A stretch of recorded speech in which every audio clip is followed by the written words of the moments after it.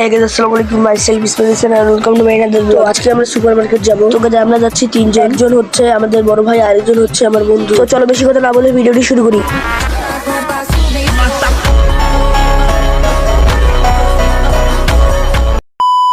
তো গাইস তারপর আমরা রিক্সা নিয়ে আমাদের গন্তব্যের দিকে রওনা দিলাম। তারা 10-15 মিনিট পরে আমরা পৌঁছে গেলাম আমাদের গন্তব্যে। তারপর সেখান থেকে আমরা একটা দোকানে ঢুকে গেলাম। তারপরে সেই দোকান থেকে একটা ইয়ারবাডস চয়েস করে ওই ইয়ারবাডসটা নিয়ে নিলাম। যেখানে ইয়ারবাডস খুলতে গিয়ে আমার সাথে এটা কি হলো।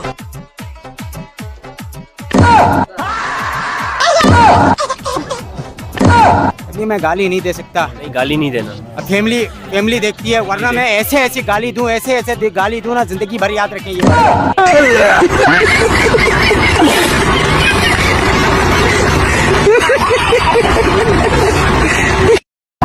যাই হোক, একটু মজা করলাম। তারপরে আমার বড় ভাইয়ের দ্বারা আনবক্সিং শুরু করে দিলাম। সে আনবক্সিং করা শুরু করলো। তারপর দেখে শুনে সুন্দর করে টাকা দিয়ে নিয়ে আসলো। এখানে তোমাদের মনে একটু প্রশ্ন থাকতে পারে। প্রশ্নটা হলো ইয়ারবাডসটি কয় টাকা নিয়ে? এটার দাম বেশি না গাইজ, মাত্র 350 টাকা দিয়ে নিয়েছি। তারপরে ফুটপাতে একটু হাঁটাহাঁটি করে চলে গেলাম চারতলা। এই চারতলা মোড় সবাই নাও চিনতে পারে, তবে যারা রংপুরে থাকে তারা অবশ্যই এই চারতলা মোড় চিনবেন।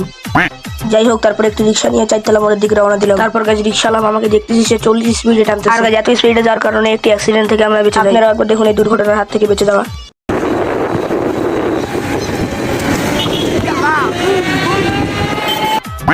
গাইজ এখানে বড় কিছু হয় না, তবে মোটরসাইকেল আলাম আমার রিক্সা আলাম আমাকে চাপ দিয়েছিল। যাই হোক, এখানে আমি বলবো মোটরসাইকেলের দোষ ছিল। আর গাইজ যেগুলো ছবি আপনারা দেখতে সেই সব ছবিগুলো মজা করে তুলছি। আপনারা আবার ভাবেন না যে আমরা এত ফালতু ভাবে ছবি তুলি। যাই হোক, তারপর 3 জনে 3 কাপ চা খেয়ে বাসার দিকে রওনা দিলাম। বাসায় ফেরার পর আমার অবস্থা কিছুটা এরকম হয়েছে।